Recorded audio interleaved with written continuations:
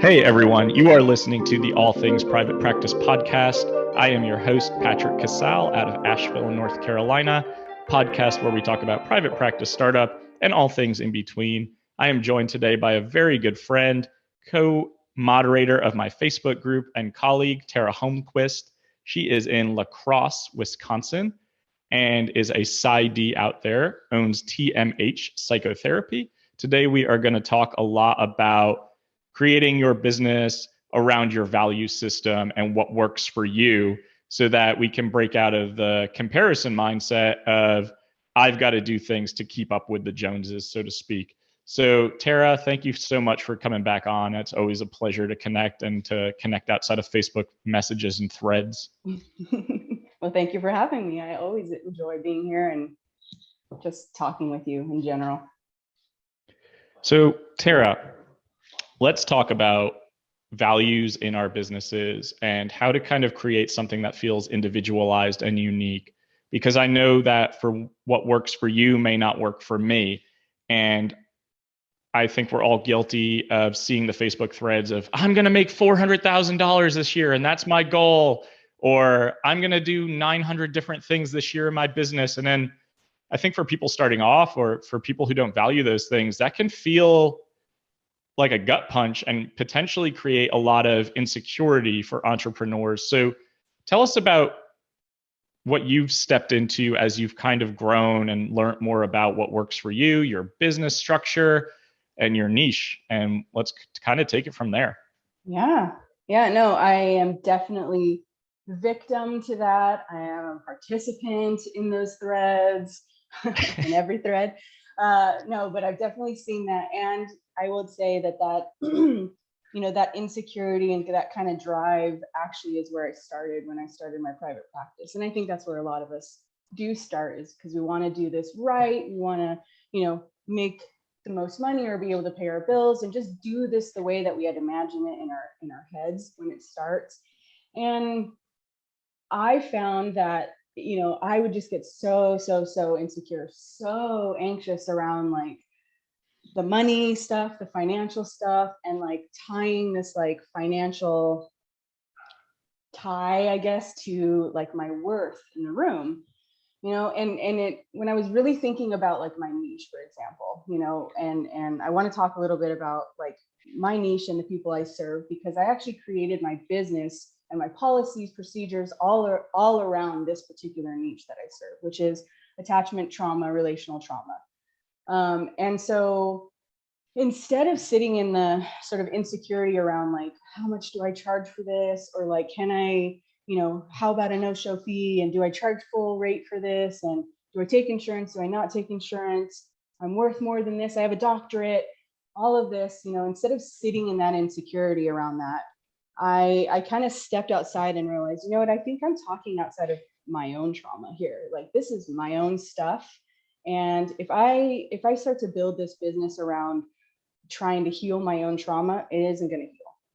So I actually started to turn it around and look at the clients I serve, right? And so when we say we choose a niche, which has changed, by the way, in the 5 years that I've been doing this, it's changed a lot. But when I look at my particular population, I have to look at how they present, right? So somebody with, very, very broadly, somebody with relational or attachment trauma is going to have very, very deeply ingrained abandonment fears. They're going to have very, very low self-worth and value around themselves.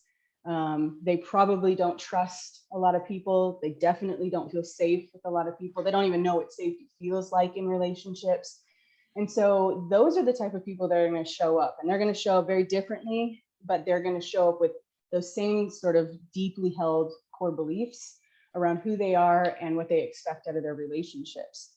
And so I kind of was just like, wait a minute, like if I'm with somebody who is expected to be abandoned by me, or when they get scared, they're going to abandon, they're going to run, I don't know that it's going to serve them to punish them financially if they're just living and reenacting their trauma, if that makes sense. So just sort of in a nutshell, I kind of was like, you know what, I want to rework the way, I collect fees. the way that I charge, my late or no shows. I want to do that in a way that actually speaks to the relationship rather than feeling like, oh, I'm not living up to my potential, or I'm not charging what I'm worth, or they're out to get me. The client is not out there to, it's not a mutual type of thing. It's sort of like me versus them type thing. And so I changed it. I changed it up, and now I have a pay what you can model. I don't charge any late or no show fees, and it's just kind of worked, and it's really built on and improved my relationships with my clients.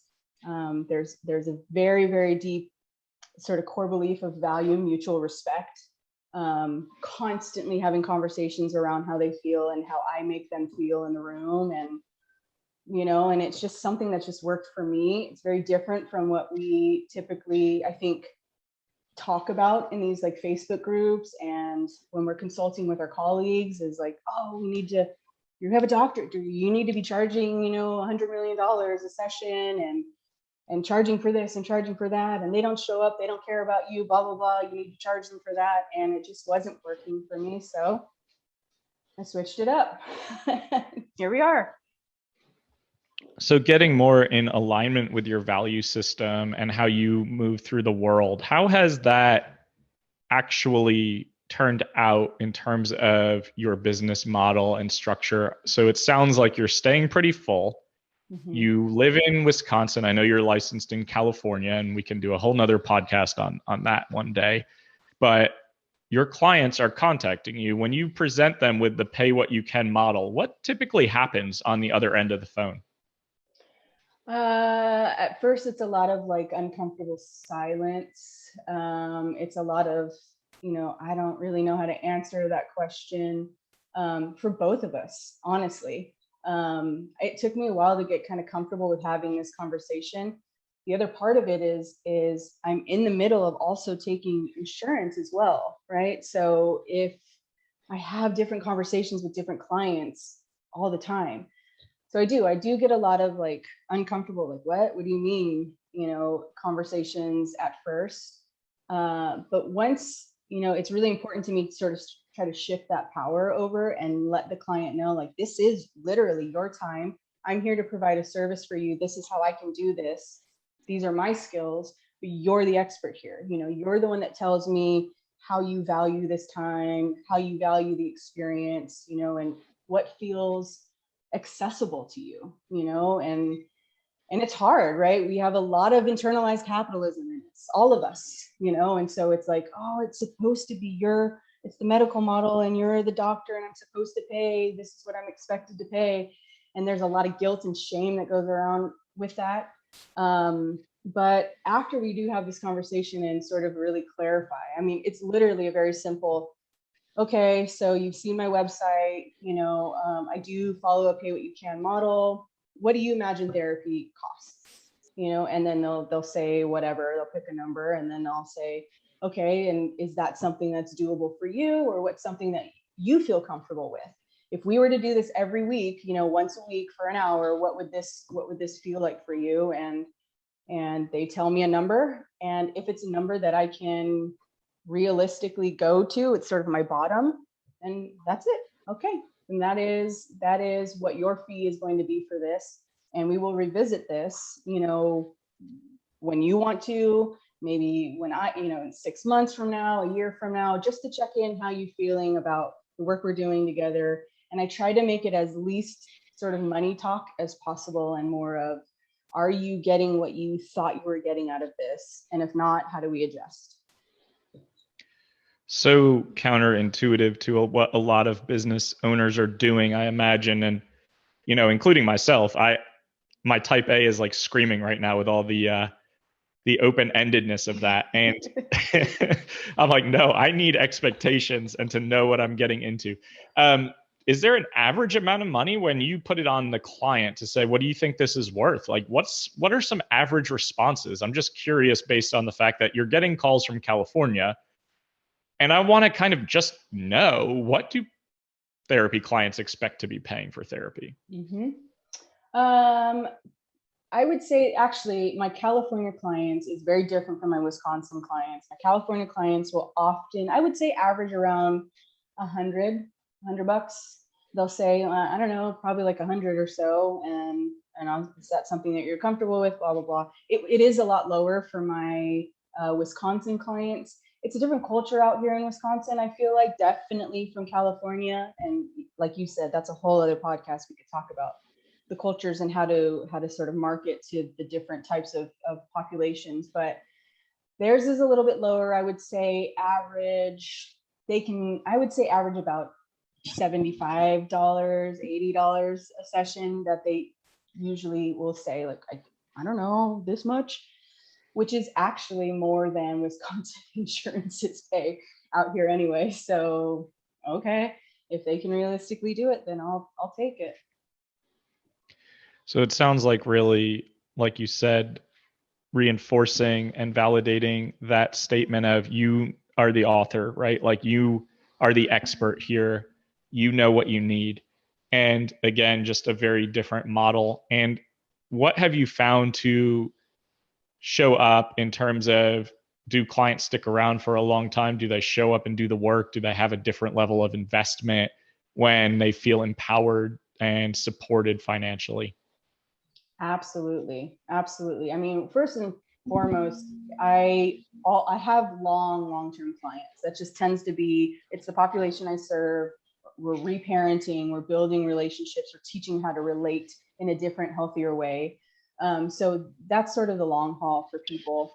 But when I have these conversations, and especially when I have the conversations around like late fees or the no-show, like late cancellations or whatever that is, I notice that people feel really, really bad at first. Oh my God, I'm so sorry this came up and please go ahead and charge me or whatever.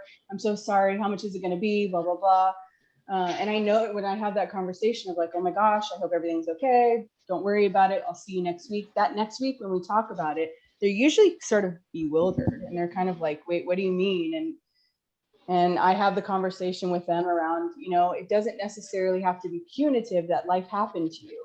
Even if you didn't feel it coming today, you know what I mean? All I ask is that you give me a little bit of a heads up so I can move my schedule around. I said, if you don't feel like coming today, just let me know, like life happens. And I know that your life doesn't revolve around our sessions together, so for me, I know on my end, on the business end, I had to design that so that I wouldn't go broke, right? So if every single one of my clients decided they're not going to show up this week for whatever reason, one reason or another, I had to make sure that I have some policies set in place so that I can take care of that if that were to happen, right? So yeah. What does that policy look like for something like that? If you're saying everyone cancels and I can't go broke, then what does that policy kind of look like?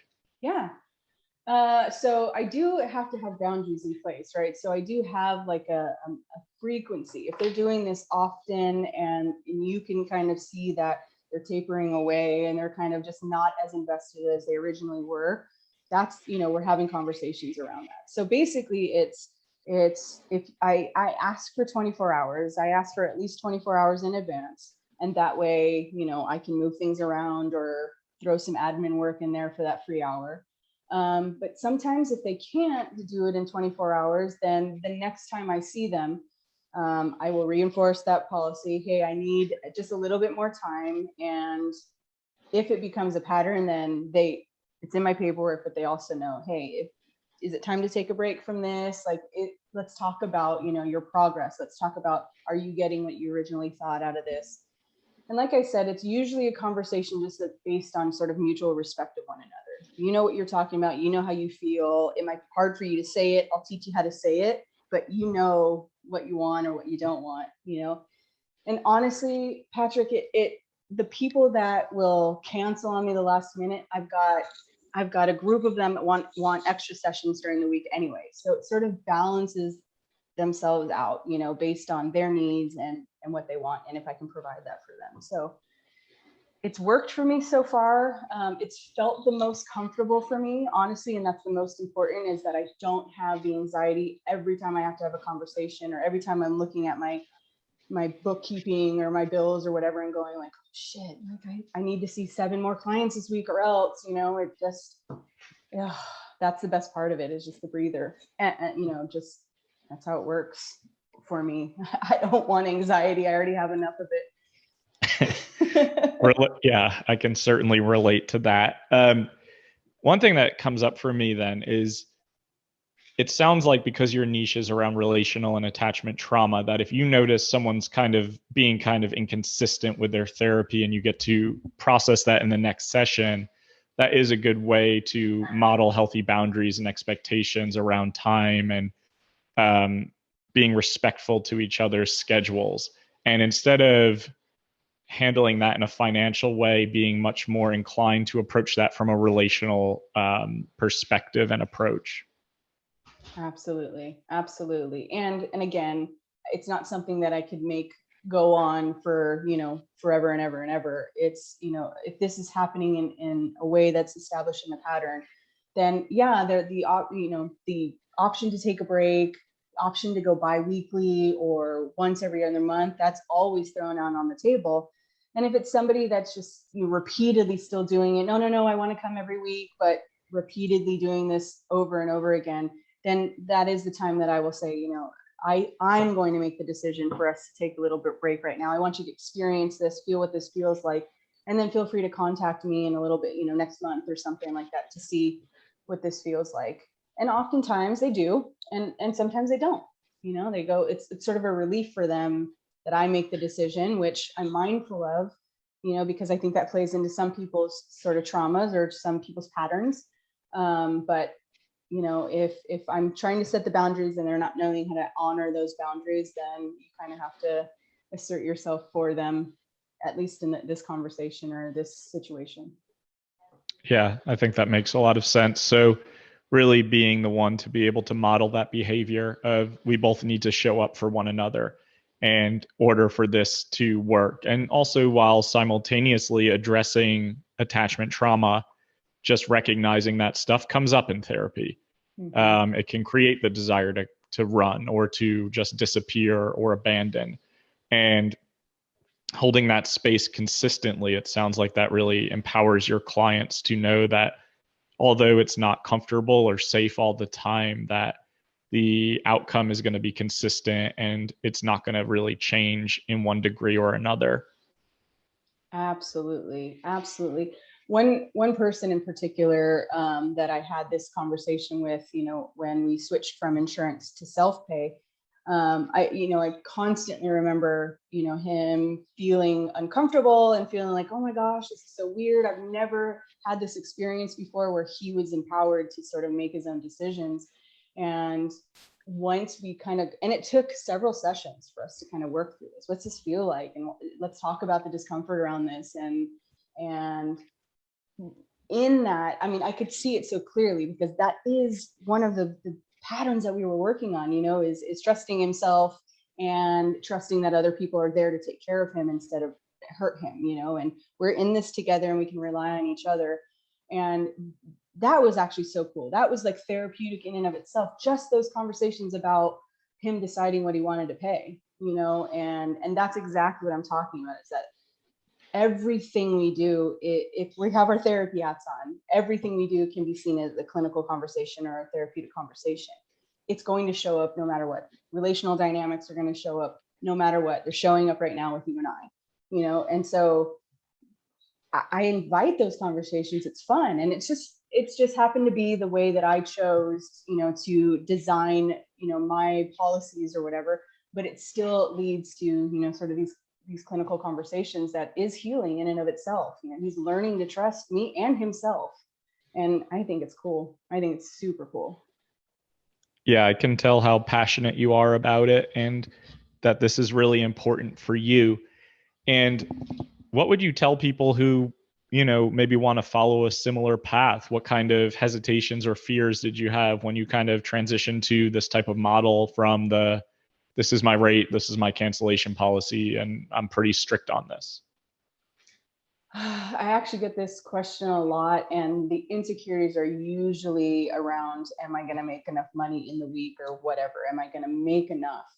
And I really challenged people, and I had to do this with myself because, again, this is my own stuff that would come up, is that if I'm expecting people to trust me, then I have to trust them also, And so if we're already going in with the mindset that they're going to fuck with us some way, or they're not going to pay us, or they're just going to cancel on us or disrespect us, then that's how it's going to go, and that's how you're going to feel every time someone needs to cancel for sickness or whatever. And so that's sort of the work that I've been doing as I've been changing in this model. And that's what I will tell people when they're kind of interested about it, or they want to know more information, is really look at what your own stuff is around finances, what your own stuff is around what you do, and how you view other people. Are people safe for you? What traumas do you have around, others, and check those and heal those and unlearn some of those things. And then it kind of makes your decisions a little clearer for you, whether you choose this model or choose something else that works for you. We need to make sure that we're honoring our own stuff. Coming up. That's a great point. And it has me thinking about how I've experienced therapy on both sides of the couch and my own policies. And I do see a lot of people in different therapist Facebook groups, in terms of cancellation policies and fees and no-shows. And I respect everyone's decision to make their policies their own. But the one thing I do see a lot of is almost this slight, like they take it personally if the client doesn't show up or late cancels. And although I know our time is important, like timeliness and punctuality and structure are very important for me, I also don't look at it in that way, like the client is just out to get you or ruin your week or not show up for you. I think there's so many dynamics at play in terms of human behavior, and it is a good time to really have those conversations. And I've had to do that with my own clients because I used to work a lot with addiction, and clients don't show up in that world. And those are times where you just have to have really transparent conversations of, we're going to take a break, like you mentioned, because there are a lot of no-shows and late cancellations working with a certain population. And that allows you to then open up space for other clients who are maybe a little bit more ready to be there consistently. And I think that's really important too. And in terms of the, like, taking it personally, I think you're right, like really doing the work around this stuff, because you've heard me say you have to treat your business like a business, regardless if you're a helper. And I do believe you can do both, but I also do believe that you have to do the work in order to be in this field and be successful at it and have longevity and do your best work, because I see a lot of people who get into this field to heal themselves through their work. Mm-hmm. Mm-hmm. I very, very much agree with that. And it's a very different thing is we have to have, we're not going to get into this to heal our own wounds. We can't, it's not going to work, but we can get into this and notice what it brings up for us. Notice that this is a weird feeling, or this is a sensation that I had that I'm not sure where this comes from. I mean, you and I offline have had conversations constantly about my money stuff, and there's a trigger there. There's a trauma there that makes me very, very insecure when I'm spending certain amounts of money, and I have to constantly check that and go, what is that? Where does that come from? And how is it affecting the decisions I make in my practice, in my life, but very much in my practice? And how is it affecting my clients and their stuff around money? And to be able to just kind of differentiate that, I think it's hugely important. It's vital to be successful. Yeah, I agree 100%. And so many of us carry money shame and trauma and trigger, and whether it be from institutionalized racism and disparity in resource, whether it be from people just being treated really unfairly in the workforce and being paid less, or if you grew up in poverty, if you moved around a lot, if you just never had security, and I think me developing a gambling addiction, money has been tricky for most of my life. Like, it's a love-hate relationship, and it's very triggering. So I have to do a lot of my own work around that so that I can run the business, my group practice, the way I want to run it. And that includes paying my staff really well, because I think it kind of ties into what you're saying, and it's the pay what you can model. I pay significantly higher because I believe that that allows my staff to do much better work and to be much more invested in the work that they do. And I see a lot of models, especially tech firms and startups out in the Pacific Northwest, doing that, like paying their staff significantly higher amounts than everyone else. And a lot of people would say, but you're losing so much profit. The owner's not going to come in on top. And I think that's good. I think it's also creating culture that works for us within our value system. And that's kind of what we're talking about. And I think, again, it's an individualized approach. What works for Tara doesn't necessarily mean it's going to work for you, and vice versa. But that's the beauty of being a small business owner. You get to make the decision at the end of the day.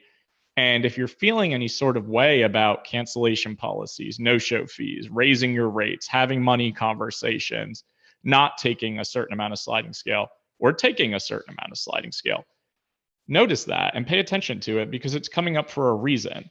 And my suggestion is to always step away from social media in those situations, because you're going to see so many perspectives, and some of them can be very shame-inducing. And you and I have talked about that a lot too, not just financially, but in all spectrums of the mental health industry. So something to definitely pay attention to when you're starting off and trying to decide, what kind of business owner do I want to be?